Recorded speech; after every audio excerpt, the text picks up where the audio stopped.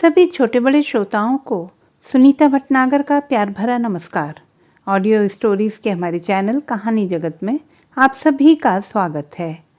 हिंदी कहानियों की श्रृंखला में आइए आज सुनते हैं सुधाकर राजेंद्र जी द्वारा रचित कहानी कुंवारी विधवा। परीक्षा का समय आते ही शरद जाने की तैयारियां करने लगा। 4 महीने के लिए वह जा रहा था। बावली का मन टूटने सा होने लगा। उदास स्वर में उसने पूछा, कब तक लौटेंगे? परीक्षा खत्म होते ही। लेकिन अभी तो काफी देर है, कहकर बावली खामोश हो गई। पलकें पसीज उठीं। शरद ने उसकी आंखें पोंछते हुए कहा, तेरी यह गमगीन सूरत अच्छी नहीं लगती। बावली तब भी मौन थी। कहो तो जाऊं ही नहीं, बाहर में जाए परीक्षा। और इस बार बावली की डबडबाई आंखें मुस्कुराने लगीं। शरद ने उसकी हथेलियों को अपनी आंखों पर रख लिया, फिर हौले से दबाकर सीढ़ियों से उतर गया। बावली रेलिंग पर जा खड़ी हुई और तांगे को जाते हुए देखती रही। शरद हाथ हिला रहा था। उत्तर में बावली ने भी हाथ हिलाया और जब तांगा आंखों से ओझल हो गया तो उसकी आंखें फिर से नम हो गईं। शाम को जब चाय लेकर मामा को देने गई तो बावली ने देखा कि आज मामा मामी बड़े खुश नजर आ रहे हैं। तभी मामी ने उसे पुकारा, क्या है मामी? पहले मुंह मीठा कर, भगवान का प्रसाद है। बावली ने प्रसाद लेकर मुंह के अंदर डाल दिया। फिर पूछा, किस खुशी में ये प्रसाद दे रही हो मामी? पर मामी मुस्कुराए जा रही थी। बताओ ना, अब तू ही बता, कोई जवान लड़की कब तक घर में बैठी रहेगी? तेरी सगाई हो गई है? मैं समझी नहीं। हाँ बेटी, लड़का खानदानी और पढ़ा लिखा है, तू बड़े घर की बहू बनेगी, मामा बोले। क्या? और बावली को लगा कि किसी ने ऊपर से अचानक धकेल दिया हो और चोट खाकर वह तड़पने लगी हो। मामा पर कर्ज था और कर्जदार के बेटे से उसने उसकी सगाई पक्की कर दी थी। उसका सर चकराने लगा। एक ही क्षण में उसके चेहरे पर उदासी छा गई। मन में अनेक विचार आने जाने लगे। तो क्या वह शरद को भुला देगी? नहीं, ऐसा नहीं हो सकता। उसकी आंखें डबडबाईं। बावली ने अपने को संयत कर दृढ़ता से कहा, मामा, मैं यह शादी नहीं कर सकती। क्यों? मैं शादी नहीं करना चाहती। तो क्या कुंवारी ही रहेगी? मैंने कह दिया ना, मुझे शादी नहीं करनी है। बस बस, हर लड़की शादी से पहले यही कहा करती है, मामा बोलकर जा चुके थे। बावली के चेहरे पर क्रोध की शिकन थी। मन रो रहा था। बावली विरोध ही करती रह गई। उसकी भावनाएं चोट खाकर तड़प उठी। व्यर्थ की व्याकुलता असंभव को संभव बनाने का प्रयास करने लगी। और फिर बारात आई और वह ससुराल चली गई। ससुराल पहुंचते ही उसे पता चला कि उसका पति क्षय रोगी है तो उसकी आंखों के आगे अंधेरा छाने लगा। सुहागरात के दिन ही उसके पति का रोग बढ़ गया और दूसरे दिन ही हवा पानी बदलने और इलाज कराने के लिए ले जाए गए। फिर कुछ दिन में पति की मृत्यु का तार मिला। घर में कोहराम मच गया। किसी ने झट उसकी मांग के सिंदूर को पहुंच दिया। चूड़ियां फोड़ दी गईं। वह पति का मुंह देख भी नहीं पाई थी कि क्या हो गया। उजड़ा सुहाग लेकर वह अपने मामा के घर आ गई थी। वह किसी से बोलती नहीं, न खाने की चिंता न सोने की। कब रात हुई कब सवेरा उसे कुछ पता नहीं। 3-4 महीने हो गए। शरद कल आने वाला है। रेलिंग पर खड़ी वह धूप को देख रही थी। धूप भागती चली जा रही थी और एक मटमैली धुंधली सांझ छोड़कर चली गई। अंधेरा बढ़ने लगा और रात गहरी होती गई। बावली ने एक दीर्घ सांस छोड़ी। नियति की अवहेलनाओं ने उसे तोड़कर रख दिया था। सारा उत्साह, सारी सहनशीलता उसके अंदर से इस तरह निकल गई थी जैसे बंद मुट्ठी से रेत निकल जाती है। इस 3-4 महीने के भीतर जिंदगी भी मटमैली सांझ की तरह धुंधली होकर अंधकार के गर्त में डूब गई थी, जहां सवेरा होने की उम्मीद भी टूट चुकी थी। उस दिन बरसात की शाम को पहाड़ी घाटियों के निर्जन प्रदेश में उसने शरद के सीने पर सिर रखकर वचन दिया था, मैं तुम्हारी हूं शरद, मैं तुम्हारे बगैर नहीं रह सकती। पर वचन का पालन वह कहाँ कर पाई है। शरद जब सुनेगा कि मैं विधवा हूं तो वह झट विश्वास कर लेगा। वह यह सब सुन सकेगा, तब उस पर क्या बीतेगी? वह पागल नहीं हो उठेगा, मुझे झकझोर कर पूछेगा नहीं कि यह सच है। तब वह क्या जवाब देगी? कैसे समझाएगी उसे? उसकी मजबूरियों को सुनकर वह माफ करेगा? अनजान और बेकसूर शरद के साथ ये कितना बड़ा छल है। अब उसमें इतना भी साहस कहाँ रह गया कि वह शरद के सामने जाकर बातें करे। शरद के आने के पहले ही वह मर क्यों नहीं गई? बचपन में ही उस पर से माँ बाप का साया उठ गया और तब वह मामा के यहाँ रहने लग गई थी। 16 साल की उम्र तक किसी प्रकार उसने इंटरमीडिएट कर लिया। फिर एक दिन शरद आया। मामा का परिचित था और ऊपर वाले एक कमरे में रहता था। अंग्रेजी में पीएचडी करने के उद्देश्य से यहाँ स्टडी कर रहा था। उसमें कुछ ऐसा आकर्षण था कि इतनी हिल मिल गई जैसे वह बहुत पहले से परिचित हो। शरद के व्यक्तित्व से वह बड़ी प्रभावित थी और बातचीत का उसका ढंग कुछ ऐसा होता कि सुनते रहने को जी करता था। मामा ने ही शरद का परिचय कराया था और मामा के चले जाने के बाद भी वह हंसता सा उसे देखता रहा था। शर्म से उसकी नजरें झुक गई थी और आंचल का छोर उंगलियों में लपेटते लपेटते वह वहां से खिसक गई थी। बावली सचमुच बावली हो गई थी। बावले नयन किसी को ढूंढते रहते, कल्पनाओं में डूब जाती, पलक ढकने लग जाती और आप ही आप मुस्कुरा उठती। एक बार वह शरद की चिट्ठी लेकर देने गई थी। उस समय शरद सीने पर किताब रखे सोया था।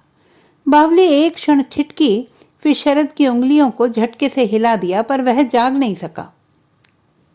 बावली ने दोबारा उसकी उंगलियों को पकड़कर ज्यों ही हिलाया, शरद ने आंखें खोल दी और उसकी तर्जनी के पोर को पकड़े रहा। वह शरद पर झुकी रही। आंचल कंधे से हटकर नीचे खिसक गया। उसने अपनी आंखें बंद कर ली। फिर वह शरद के पास ही बैठ गई थी और कुछ ही क्षण बाद उसका सिर शरद की छाती पर था और शरद की उंगलियां उसके इर्द गिर्द दौड़ रही थी। तब एक दिन शाम को घूमने के इरादे से वह शरद के साथ पहाड़ी घाटियों में गई थी। उस समय कहाँ मालूम था कि आज का यह दिन फिर कभी नहीं आएगा। आज का दिन खुशियों का आखिरी दिन है। अनेक कल्पनाएं की थी उस दिन उसने, पर सब बालू की भित्ति की तरह ढहती चली गईं। अतीत की स्मृतियां शूल की तरह चुभती रहती थी। वह फफक पड़ी और आंखें पहुंचते पहुंचते रेलिंग पर जा खड़ी हुई। बरसात की तरह आज भी सुबह से पानी पड़ रहा था। शाम को आसमान साफ हुआ था। हवा में अब भी ठंडक थी। वृक्षों के पत्ते हवा में हिलते और पत्तों पर जमा पानी झरझर कर नीचे गिरता रहता। बिजली के तारों पर थमी वर्षा की बूंदें हल्की हल्की धूप में मोती सी चमक रही थी। जहां तहां तारों पर बैठे पक्षी अपने पंखों पर से पानी झाड़ रहे थे। कोई गौरैया आकर बैठता और कोई उड़ जाता। और बावली शून्य में दृष्टि गड़ाए दार्शनिक की भांति किन्हीं गुत्थियों में उलझी थी। जब वर्तमान में लौटी तो उसकी दृष्टि तारों पर थमी वर्षा की बूंदों पर आकर थम गई। हवा का एक झोंका आया और कुछ बूंदें नीचे टपक पड़ी। एकाएक बावली के हाथ अपनी आंखों पर चले गए। उसके हाथ में कागज का एक बड़ा सा टुकड़ा था। वह बार बार उसे देखती और फिर उसके चेहरे पर भय और चिंता की रेखाएं उभर पड़ती। रह रहकर कांप उठती। चेहरे का रंग उड़ने उड़ने सा हो जाता। आंखें छलछला उठती, फिर आंचल से उसे पोंछ लेती। अंधेरा बढ़ने लगा था और आसमान में तारे छिटक आए थे। बावली ने पड़ोस की एक झोंपड़ी में टिमटिमाते हुए दीपक को देखा। उसकी लौ कांप रही थी, जैसे सारे दुख दर्द को बांट देने के लिए तड़प रही हो। दूसरे दिन सवेरे नहा धोकर उसने तुलसी में पानी दिया और हाथ जोड़े आंखें मूंदे रही। पूजन के बाद गीले कपड़ों को रस्सी पर सुखाने के लिए डालने लगी। तभी उसकी नजर दरवाजे पर मुस्कुराते हुए शरद पर पड़ी। उसके चेहरे पर प्रसन्नता छा गई, होंठों पर हंसी फूट पड़ी, किंतु उसी क्षण उस पर गहरी उदासी छा गई। वह केवल साड़ी लपेटे थी। रस्सी से लटकती साड़ी की ओट में हो गई। शरद अंदर आ चुका था और ऊपर जाने के लिए सीढ़ियों के पास रुक गया था। मामा मामी कहाँ गए? मामी मैके गई हैं और मामा सवेरे ही जरूरी काम से बाहर निकल गए हैं। 3-4 सीढ़ी चढ़ने के बाद शरद रुक गया और बावली से बोला, मैंने आज सुबह से एक भी चाय नहीं पी है, अगर तुम। बावली सुनकर चुप रही। शरद ऊपर चला गया और जब बावली चाय लेकर शरद के पास गई तो बाहर देखने लगी। चाय पीता हुआ शरद एक टक बावली को देख रहा था। सफेद वस्त्रों में वह धुली धुली सी लगती थी।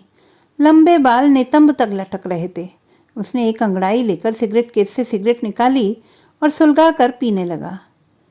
बावली को खामोश देखकर उसने पूछा, बहुत नाराज दिखती हो? बावली मौन थी। हर पहला प्रेम गहरा होता है और एक दूसरे से पल भर की दूरी भी असहनीय हो उठती है।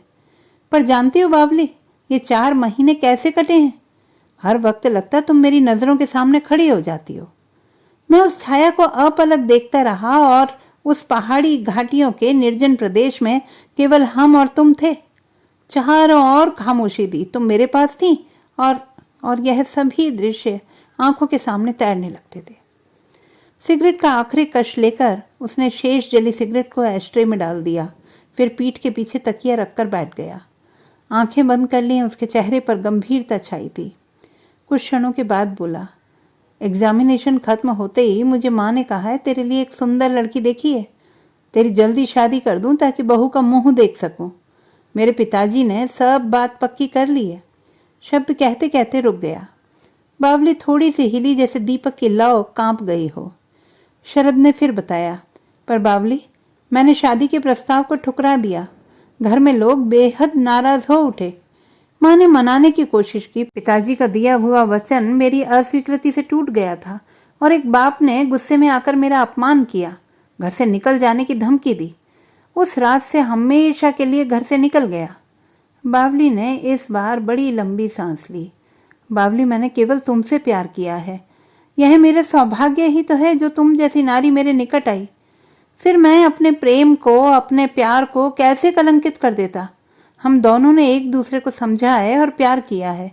फिर मैं इतना हृदयहीन तो नहीं कि तुम्हारे साथ छल करूं, तुम्हें धोखा दूं।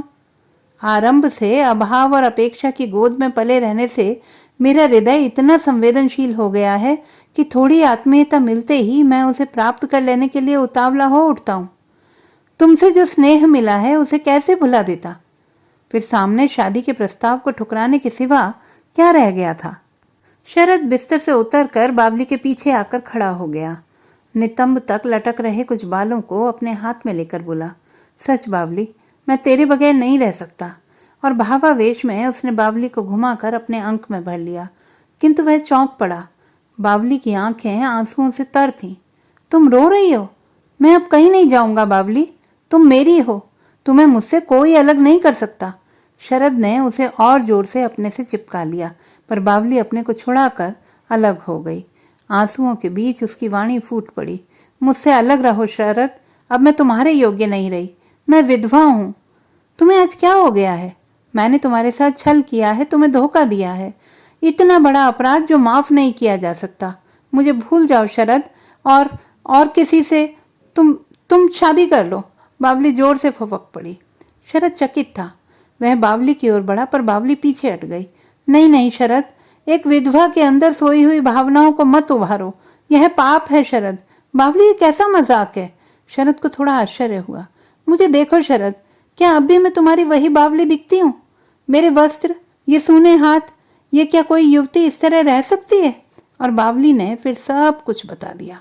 बावली! शरद बड़े जोर से चीखा।